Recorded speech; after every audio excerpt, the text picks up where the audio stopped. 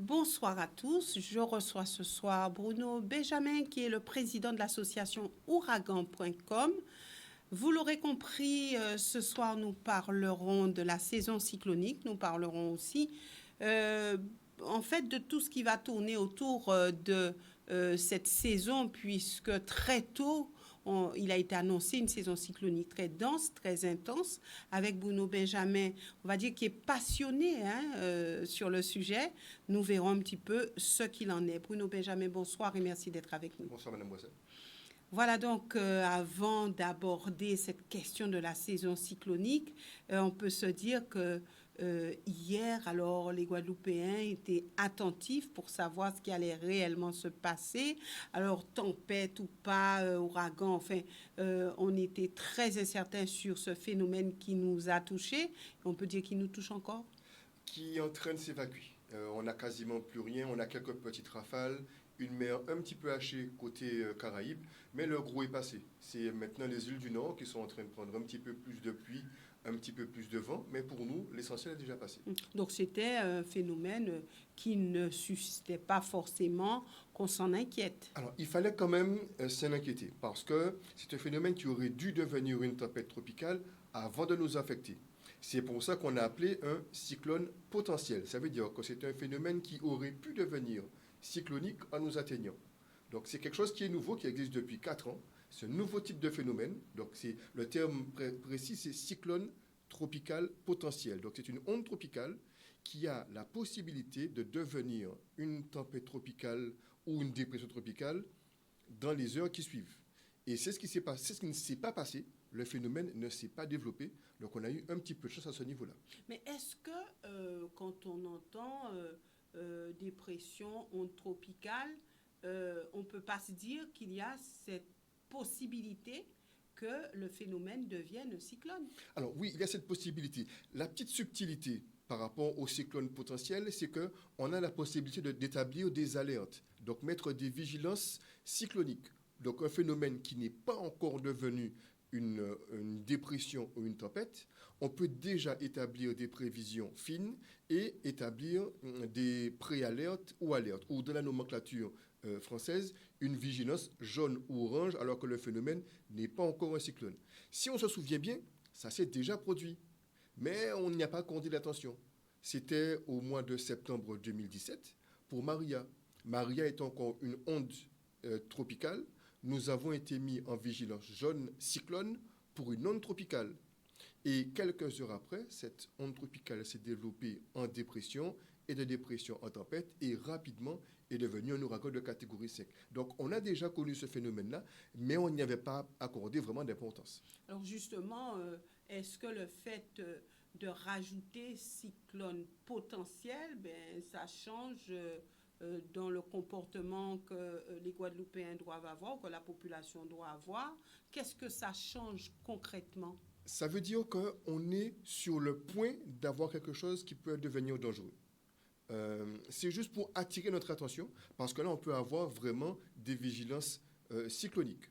Contrairement à ce que nous avons eu, on a eu des vigilances météorologiques, mais pour plusieurs types de risques. Donc, on a eu une vigilance pluie, une vigilance mer et une vigilance vent, avec des couleurs différentes.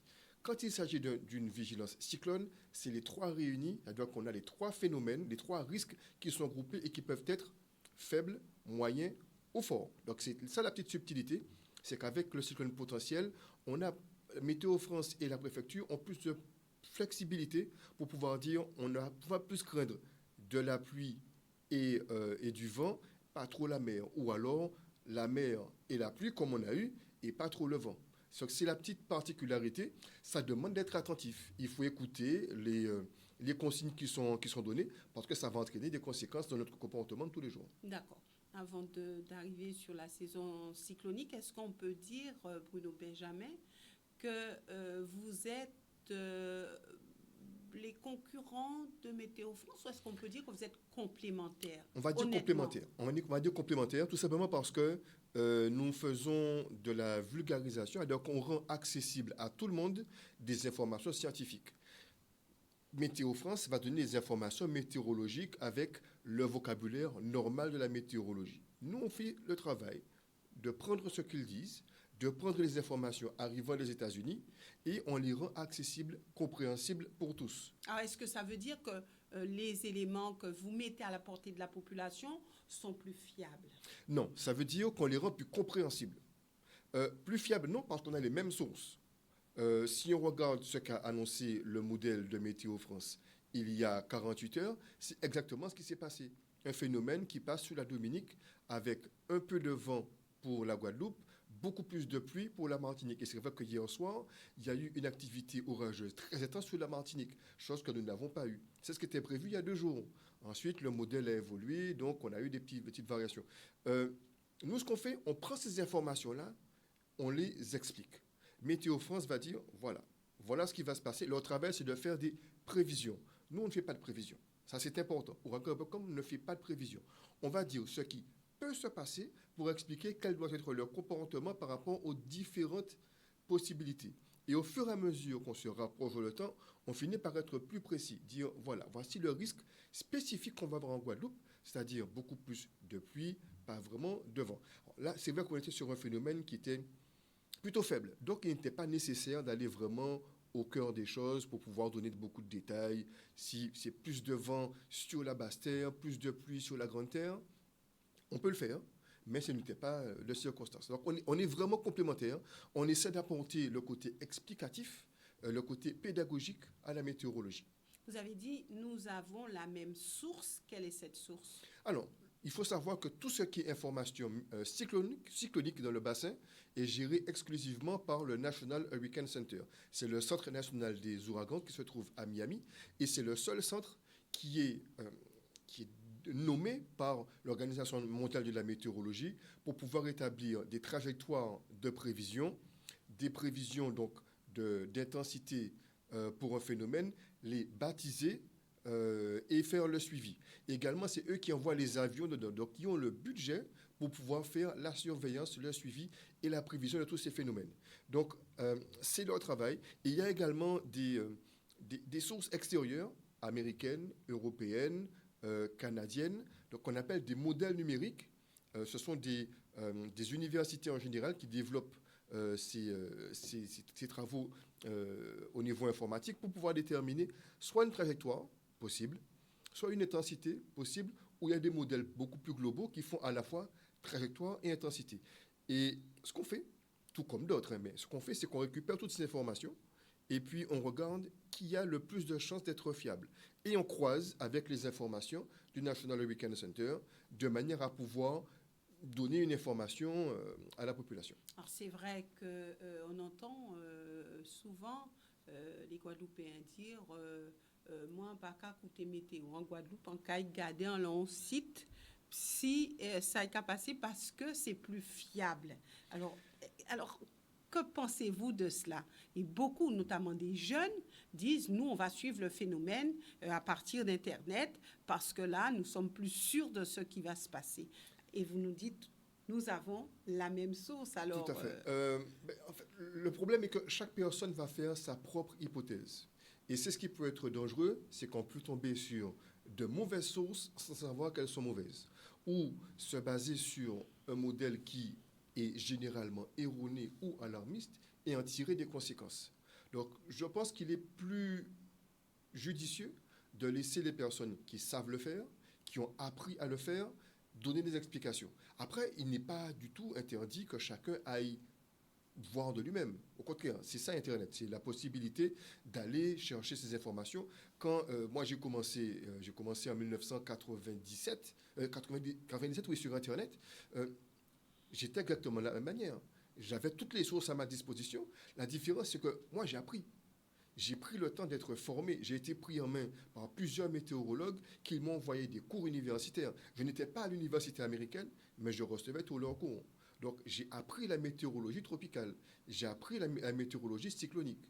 J'ai fait au moins 3 années de cursus universitaire sans forcément être là-bas, donc à distance. Et puis, ça m'a permis de pouvoir mieux comprendre, savoir quelle est l'influence du cisaillement, quelle est l'influence du sable. Donc, tous ces éléments pour pouvoir après les expliquer. Donc, les prendre en données brutes et les rendre beaucoup plus compréhensibles. D'accord. Donc, avant tout, pour vous, c'est une passion. C'est une passion. Je n'ai pas voulu en faire mon métier parce que j'aurais peut-être perdu la passion. Je l'ai encore. Alors, c'est vrai que l'association est née de cette passion. J'ai regroupé autour de moi plusieurs passionnés à différents niveaux. Mais j'ai préféré les avoir autour de moi pour pouvoir monter une petite équipe de personnes qui peuvent discuter de météo, qui vont pouvoir comprendre ce que je dis, qui vont pouvoir, eux, à leur tour, donner des informations. Nous sommes encore en train de travailler sur la formation de chacun, que par rapport à chaque domaine, celui-ci soit plus à l'aise en cyclonologie, donc la science des cyclones, un autre plus à l'aise par rapport au premier secours, un troisième qui serait plus à l'aise par rapport à la prévention, donc ce qu'on appelle le préventionnisme. Donc chacun est en train de prendre sa part et ça fait que l'équipe est en train de se souder. Et là, nous avons vécu enfin ensemble un cyclone où on a parlé jusqu'à 1 heure du matin entre celui qui raconte qu'il y a de la pluie qui a commencé, l'autre qui est en Martinique qui raconte qu'il y a des orages. Donc on suivait tout en même temps. Ça fait un peu comme un réseau de correspondants et on échangeait. Et avec moi, qui avait mes sources, qui disaient, ben voilà, voilà ce qui se passe. Voici l'avion. Enfin, on surveillait quel était le tracé de l'avion pour savoir si on allait avoir eu un passage de tempête tropicale ou pas. Voilà, donc l'équipe est en train de s'améliorer, Se renforcer. se renforcer, pas tout de suite, c'est prévu. Mais en tout cas, on a déjà un petit noyau avec chacun son domaine et il est possible qu'effectivement, on ait encore 2, 3 petites recrues, chacune dans leur domaine, qui viennent nous rejoindre. D'accord. Alors, on a, c'est vrai, très tôt eu cette information que la saison cyclonique allait être très dense cette année. Qu'est-ce que cela veut dire? Ça veut dire que il y aura un nombre de phénomènes importants. Première chose qu'il faut savoir, c'est que une saison euh, peut être violente sans forcément avoir beaucoup de phénomènes. Si on se souvient bien, l'année 1989 nous a marqué. Pourtant, il n'y a eu que très peu de phénomènes. C'était une petite année cyclonique. Pourtant, et malgré ça, on a eu Hugo. Oui. On a retenu l'année 89 comme étant une année violente et brutale pour un seul phénomène. On a retenu ici 2 années qui n'étaient pas forcément importantes. Alors, une, c'est vrai, qui nous a marqué, l'année 1995, parce qu'on a eu le passage de Marilyn à proximité du Sud-Bastère, avec l'alerte qui avait été déclenchée tard. Donc, voilà, ça a laissé des traces dans les mémoires. Mais parallèlement à ça, l'année la plus active qu'on a eue, l'année 2005, n'a pas laissé de traces dans les mémoires. On ne s'en souvient même pas. Pourtant, 2005 a eu tellement de phénomènes qu'on a épuisé la liste des noms. On est arrivé à 33 tempêtes, à 28 tempêtes tropicales. Ça ne s'était jamais produit. Donc cette année, c'est une année qui est prévue active. Et si on regarde bien, nous sommes aujourd'hui, enfin nous sommes à la fin du mois de juillet, nous avons déjà eu un phénomène en H, sachant que les noms sont attribués dans l'ordre alphabétique. Donc on a déjà eu 8 tempêtes tropicales, on est encore en juillet. Hugo, c'était au mois de septembre, c'était à la mi-septembre. H en septembre. C'est pour bien faire comprendre que nous sommes déjà sur des bases élevées. On a battu 4 records de précocité, c'est-à-dire de naissance plus tôt que la moyenne. Euh, on s'attend à ce que le cyclone potentiel numéro 9 qui est passé devienne un cyclone en I. Dans ce cas-là, ça veut dire qu'on sera arrivé en I avant le 1er août. Ça ne s'est jamais passé. Et les prévisions ne sont pas forcément intéressantes pour nous parce qu'on serait à peine à la moitié des phénomènes prévus alors qu'on n'est même pas à la moitié de la saison. Je pense qu'il faut se préparer. Il faut Alors, en être il faut bien se conscient. préparer. Alors, on va se dire les choses franchement. Il faut se préparer, ça veut dire quoi? Alors, première chose, il faut que tout le monde ait prévu son kit. On a vu, on a été mis en vigilance 24 heures avant. On a eu la chance, la vigilance n'a pas été déclenchée un dimanche matin. Un dimanche matin, on n'a pas tous les commerces qui sont ouverts. Si un phénomène arrive et nous frappe, alors qu'il n'y a aucun commerce pour aller acheter au dernier moment ses piles, son sachet de riz ou sa boîte de conserve comme on a l'habitude, on est coincé. C'est pour ça qu'il faut prendre le temps de s'organiser. Et ça, je le fais depuis le mois de mai. Je sensibilise le maximum de personnes à ce qu'on soit prêt dès maintenant. Donc, avoir déjà dans sa maison un endroit où on stocke. Et on ne touche pas à une réserve de nourriture pour 3 jours, une réserve d'eau pour 3 jours, des outils, une trousse de secours, un guide des premiers secours si on ne sait pas soigner quelqu'un. il faut déjà avoir au moins le strict nécessaire, avoir un sifflet, parce que si on est isolé et qu'on ne peut pas s'exprimer, au moins on a le souffle pour alerter les secours.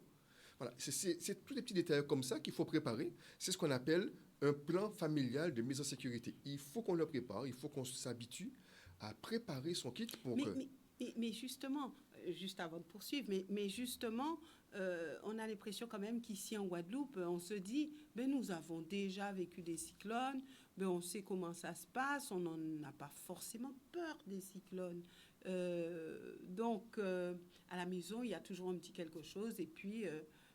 bon, même Hugo, certains n'ont pas beaucoup souffert. Donc, on se dit, Hugo, c'était un est-ce samedi. qu'il faut vraiment bien se préparer Hugo, c'était un samedi. Les commerces étaient ouverts. On a été informés depuis le jeudi. Donc, on a pu faire ses achats le jeudi, le vendredi. On a pu se barricader le samedi, ce qu'on est passé le samedi soir. Mais le dimanche, maintenant, il y a beaucoup de commerces qui sont ouverts. Le problème, c'est qu'on va avoir 380 000 personnes qui vont tous se ruer sur un supermarché. Et si on est averti à la dernière minute, malheureusement, on aura 2-3 heures de file d'attente.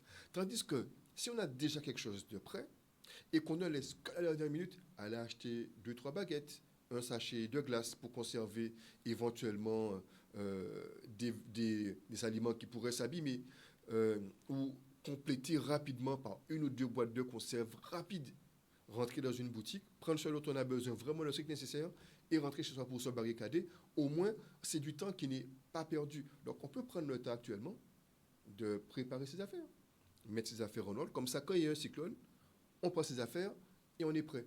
Alors, il n'y a pas que le fait de préparer son kit. Et c'est pour ça que je parle de plan familial. Dans un foyer, tout le monde, par exemple, n'a pas la même taille. Et quand on range le kit, on ne va pas forcément le mettre au niveau du sol. Parce que le kit, quand on le range, il faut le faire de façon intelligente. Il ne faut pas qu'il craigne le vent, certes, mais il ne faut pas qu'il craigne l'eau. Si votre maison est sujette à des inondations, il ne faut pas mettre le kit au niveau du sol. Il faut le surélever. Si on a monsieur qui fait 1m80, madame qui fait 1m60, il ne faut pas que ce soit monsieur qui range à sa hauteur, mais que ce soit à la hauteur commune. Donc c'est ça le plan familial. Également, le plan familial, c'est regarder ce qu'on doit déplacer. Alors moi, j'ai eu le cas hier. Je suis quelqu'un qui a beaucoup de plantes. J'ai une forêt vierge chez moi. Mais avec les enfants, on a pris 1 heure pour ranger toutes les plantes. Mais comment les ranger? On a eu un ordre pour pouvoir les placer. Comme ça, on sait déjà qu'à tel endroit, on met telle plante, à tel autre endroit, on le fait. Mais si on est averti un quart d'heure avant l'arrivée du cyclone, parce que, comme pour Maria, le phénomène grossit en dernière minute, on fait quoi? On n'a pas le temps de le faire. Si on a déjà réfléchi et qu'on a pris des notes, on s'est dit, voilà, un cyclone arrive, qu'est-ce que je fais? Toi, tu vas démonter l'antenne. Toi, tu t'occupes des plantes. Toi, tu vas ranger la voiture.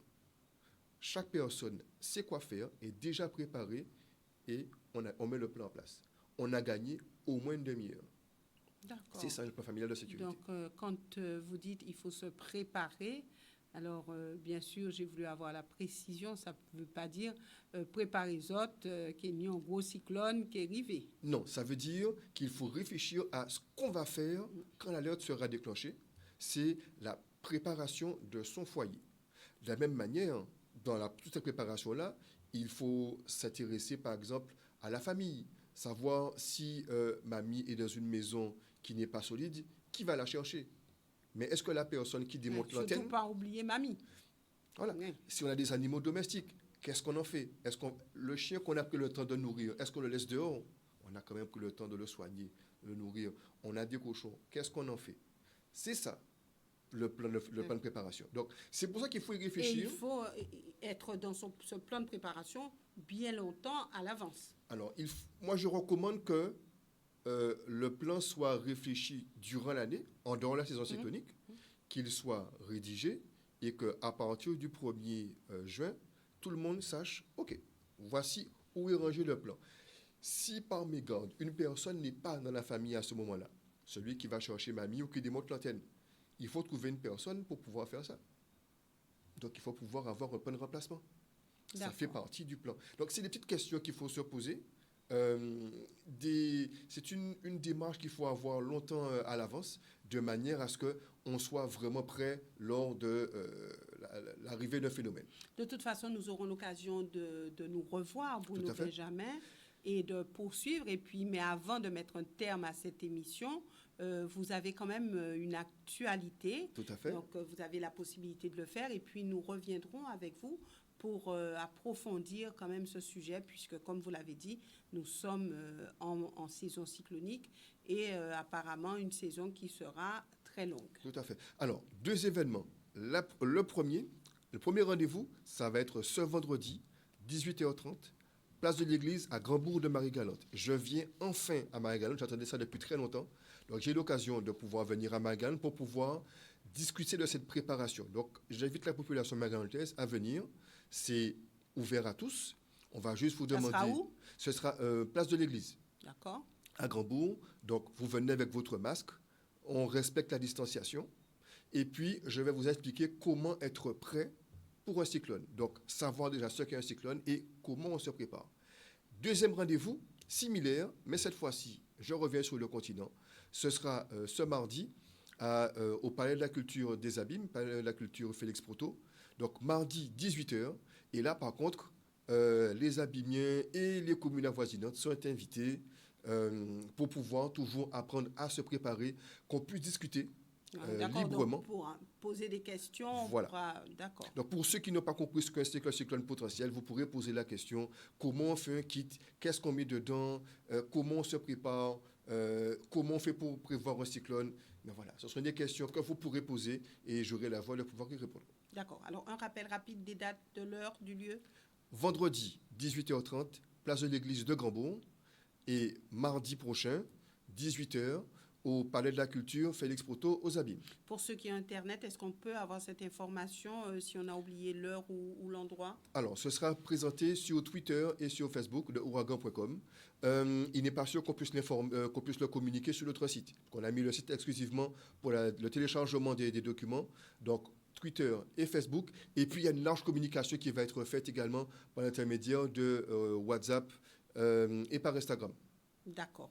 Merci Bruno Benjamin et je pense qu'on se reverra très bientôt. J'espère pas pour commenter une situation catastrophique ou un cyclone ou un ouragan, mais pour continuer à informer cette population. Merci d'être venu sur ce plateau. Merci à vous. Merci à vous téléspectateurs de nous avoir suivis. Excellente soirée à tous.